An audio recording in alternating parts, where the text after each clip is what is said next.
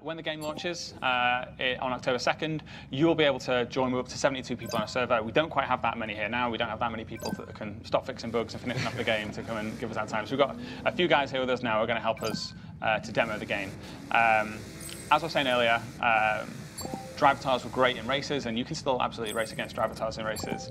But when you're in the open world, there's an emergent fun and a character that real people can bring that you just can't create with an AI. On last week's show, if any people tuned in for that, we spent a long time just chasing sheep around a field and trying to herd them up onto the white horse. We'd never be able to make an AI system that could authentically recreate that experience. But in Forza Horizon 4, as you're driving around, those emergent experiences just happen. Even now when we're playing in development. I think we've just got to point something straight away as well. So there's that auto ghost feature, isn't there? Yeah. So Ben, if you want to touch that. Yeah, cool. So auto ghost is this really awesome way of just making our online world feel kind of super welcoming to everybody. Because one of the things that is not nice when you go online is people crashing into you, is kind of people griefing you if you're trying to be still or take a photo or something like that. So what Auto Ghost does is it says if somebody is not your friend, is not in your convoy, and you kind of haven't allowed it, they can't grief you at all. You will just pass straight through them. So it's just kind of one of those things that kind of makes it more accessible. Because I think that's been one of the biggest questions that I've seen being asked is that shared world and then offline. So it's just kind of creating that barrier between the two. Yeah, it's just trying to kind of bring the friction and bring the barriers right down.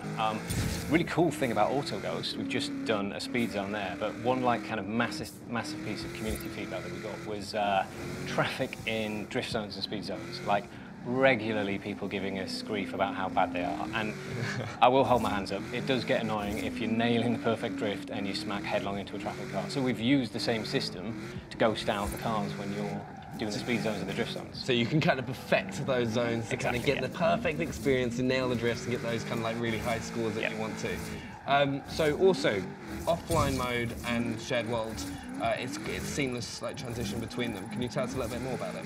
Yeah, I think the best thing to do would be to demo it because it's something that we're really proud of. If Andy wants to, he can just pause the game at any point and go offline. You can't get Andy to pause the game though, that's the hard bit. He'll be fine. And instantly, everyone will get taken out of your world and eventually replaced with drivatars who start to spawn in. And this is... So that's it? That's just kind of like you're now on offline mode? Yeah, there's no waiting around for it. It's just brilliant. Yeah. There and done. No loading screens, no cinematics or anything. You can see a drivatar's just there up the road. If Andy quickly goes back and, again, reselects Horizon Live, it will find him a session. This takes around 10 seconds or so. So if Andy just drives around now, once that's connected, we should see all Andy's friends who we were just playing with pop back into the world. Just give that a second. Yeah. But while we're waiting for that as well, does Absheet just ask, can you turn off Auto Ghost thing in a private lobby? You can convoy up with people you know and have collisions turned on. So you can still get those crashes if you kind of want? Absolutely, yeah. So that's cool. Also, we've got another question from DXSizzle99. Remember, guys, if you've got any questions for Horizon 4, drop them in the comments below. What side of the road is the main side? Okay, because it's one of those big questions. The main side. The main side. Which side of the road do you drive on? I mean, I drive through fields. So, That doesn't answer the question. Everyone goes through as the crow flies. You kind of crash through fences and stuff, but with the civilian traffic, right? Which side of the road are they driving on Horizon 4? So we drive on the left, which is the same as Horizon 3, but you drive wherever you want, really. So we actually blinked and missed it there because it was so seamless. But whilst Andy was driving on that road, he reconnected into that session. All his friends popped back in. There was no loading screen, no pause. Entirely seamless. And now we're into photo mode. Yeah, so... Online photo mode. So how does that work? So it just works like it does offline. You go into photo mode, everything that you can see stops. You see all these cars here, which you might ordinarily have drivatars in free roam or in a race, if you think back to Horizon 3. Yeah. Now this is all the people you're playing with. Obviously, in their game, they're probably donating round or they might have driven off, but you had the perfect opportunity and you wanted to take a picture, so you go to photo mode, and there you go. And if someone else is in photo mode, is there a way that you can tell, or is it just kind of... So are they just going to ghost out so you can see if someone's in photo mode? Yeah. I think... Everything gets communicated. There we go.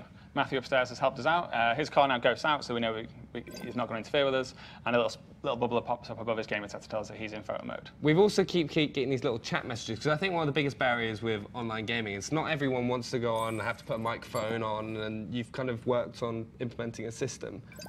What is that in Horizon 4? So this is another one of those cool things that we're trying to make online as seamless and as easy as possible. It's not always easy to plug a mic in and start chatting, and not everybody wants to do that anyway. And you've also got the kind of language barrier as well. So Quick Chat is just this huge collection of really fast phrases that we've got. You can assign 4 of them, and you can assign kind of different ones for free roam and race. Yep. And you just get to fire communication back and forth between people. So like, let's go exploring, or maybe help kind of lead someone to a barn find, but you can also have things like protect me if you're playing King and someone's chasing you. It's really, really cool.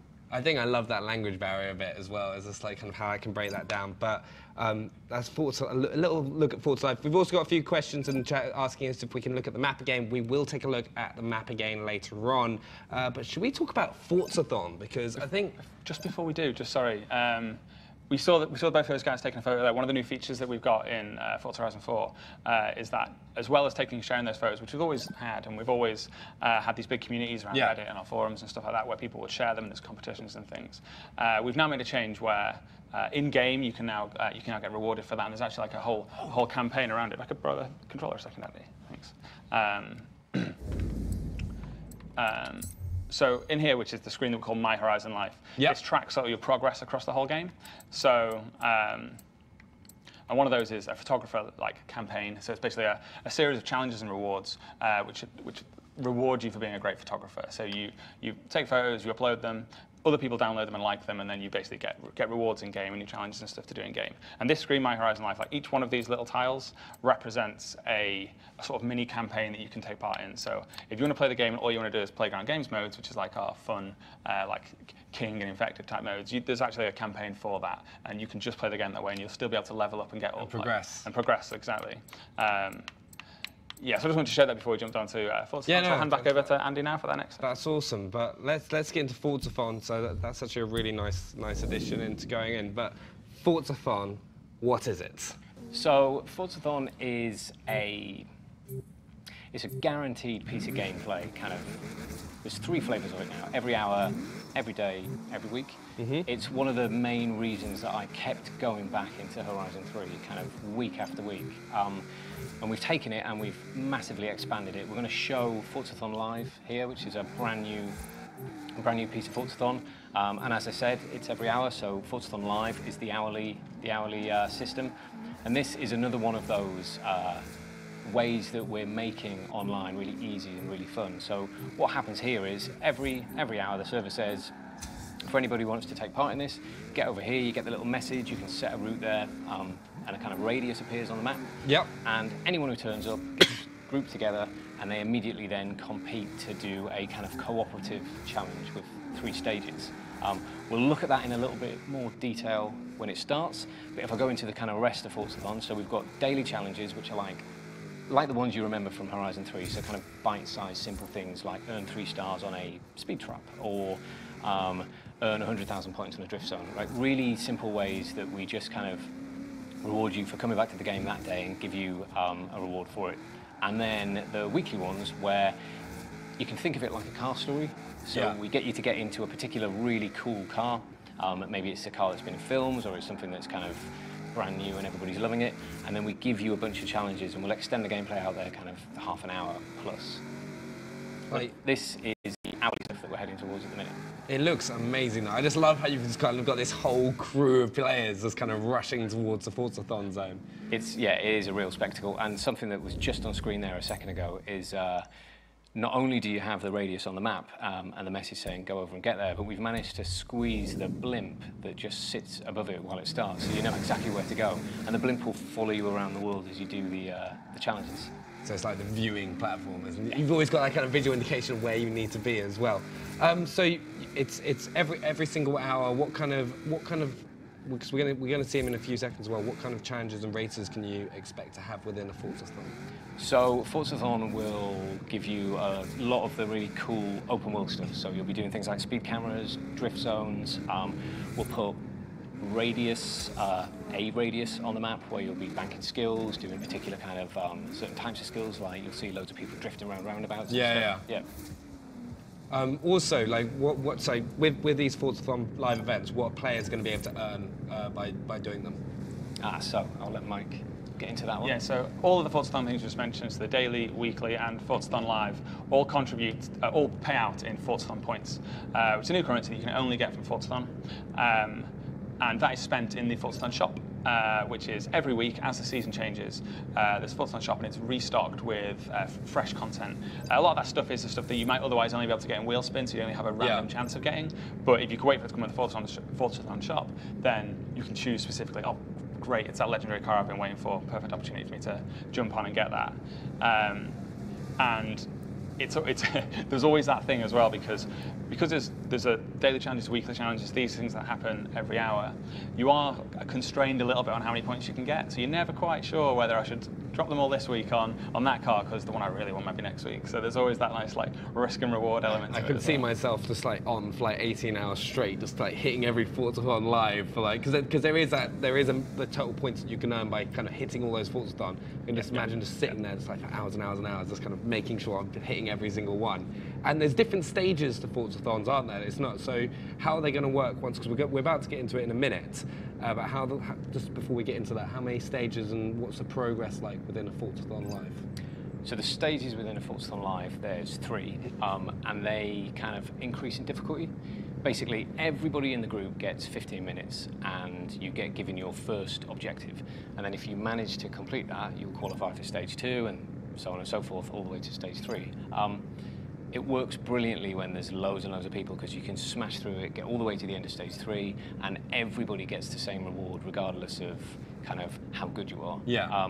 But if there's only a couple of people, maybe you just happen to be playing with your friend and you were the only people who jumped in, you still get the full 15 minutes to get through as far as you can. It's also just from a few comments as well, because remember guys, get involved in the comments, ask your questions about Horizon 4, anything to do with Forzathon as well, which we can answer right now. But there's like, there's a few things like, that blimp is a nice touch, gotta say. It is a nice touch. Yeah, I would say it's it's awesome. There, I agree. And then that little announcer as well, just kind of coming in, and boom. All right, so we're off. So can you kind of talk us through the first event? So this is stage 1. You've just seen it on the screen there. It says get to the speed zone. And as I said, these are cooperative challenges. So everybody is now racing towards a speed zone that's been marked on the map. You can see at the bottom of the screen there, it says 0 miles an hour. This is really cool. Andy has demonstrated online rewind there. So much like, as we said earlier, online photo mode, it just works. Rewind it's been a staple feature of the Forza franchise for a while, and Andy, by nearly stacking it into that wall, has ably demonstrated that it's totally still there in the game. Yeah, so of course everyone else keeps going forward. You basically reverse your mistake, and then you're able to apply a bit more brake and catch yourself. That's really cool. It's kind of like showing that auto ghost feature again as well. It's kind of that thing where you just kind of see the cars that you would normally collide with just like seamlessly just kind of disappear. So progress bar. So we're in the speed zone now. Yeah. So how can you kind of gauge your progress? So when you're in the speed zone here, you can see that that's your current attempt that you're doing. You'll get to the end of the speed zone and you'll bank that, and you'll bank that into the group target. So you'll see that the UI appears and it will fill up showing the group progress. It shows what you just added to it.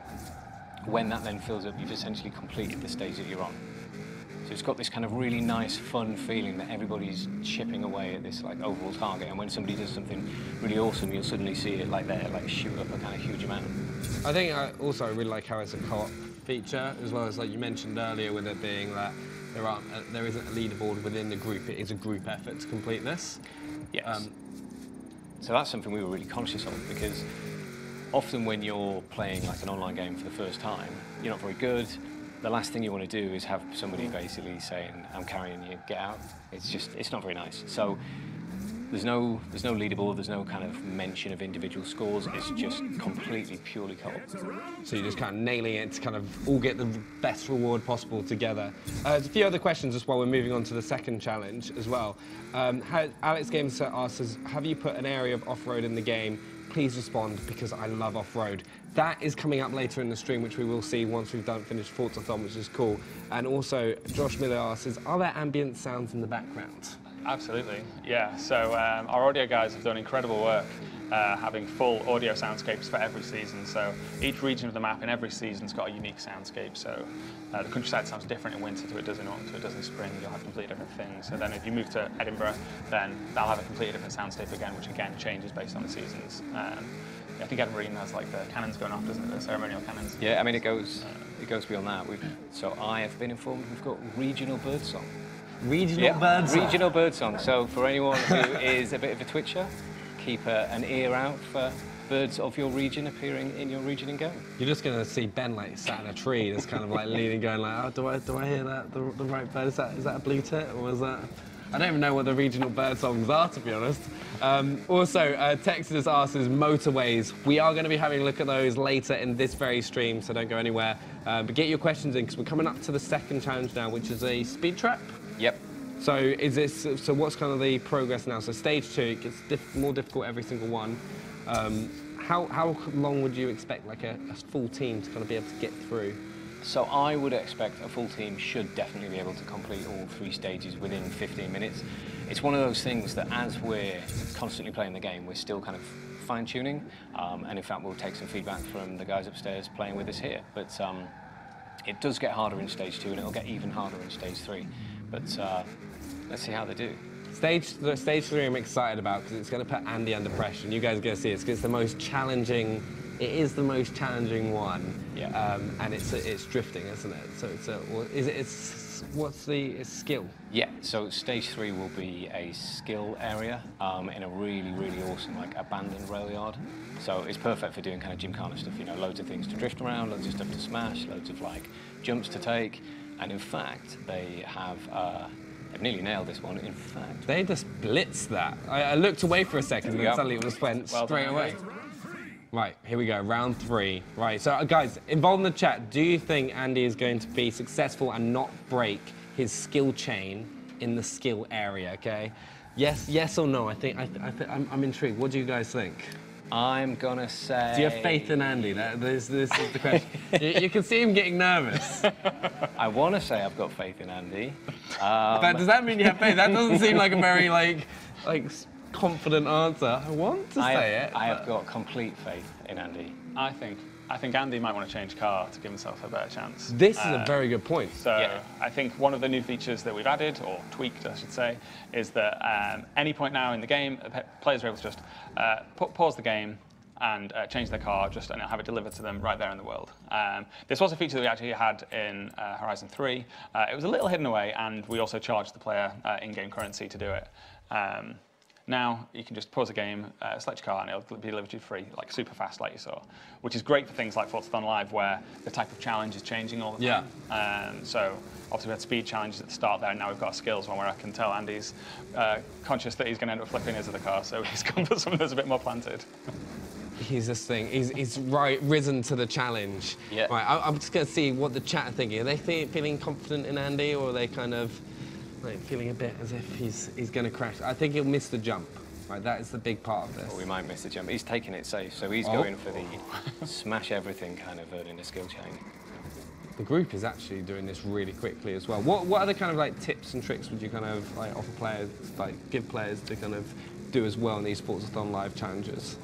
So I would say, in terms of skill chains, key point is to not let it bank, which Andy just got away with there, because the higher you get your multiplier, the bigger it will be, and you want to bank that massive skill chain at the end. So as you see, there are actually some players who've got some really big chains that they've been banking, but you don't want to be banking lots of little skill chains kind of frequently. You want to try and hold on to a huge one and get your combo all the way. Prof. Toby. All the way. Prof. Toby, this PhD, has said, in Andy we trust. Right. That guy's got a PhD, so he knows what he's talking about. Yeah. He is pulling this together. How much? So what's the total? Is it $1 million for the group progress, or is it just kind of that? Oh, someone's banked a big one. Yeah, so that was someone holding on to a huge chain. I think it'll be about $1.5 million for this one. Andy's doing pretty well with that chain as well. He's not banked it. If there's a few more players holding on to big chains like that, this could be over pretty quickly. Which is a pretty good time as well. Like as a group, they've managed to do it in around 8 minutes, right? For the whole 15-minute challenge. Yeah, that is not bad going. Yeah. These guys are pretty good at the game. They've definitely played it before. Have they? They probably haven't made go. or anything. Right, there we go. So that is the Forzathon Live event, which is like they happen every hour, all week round, every season. Every season, every hour on the hour, and it's completely synced worldwide as well. So like when you see it on your server, every player in the entire world will see that Forzathon Live fires at the same time as well.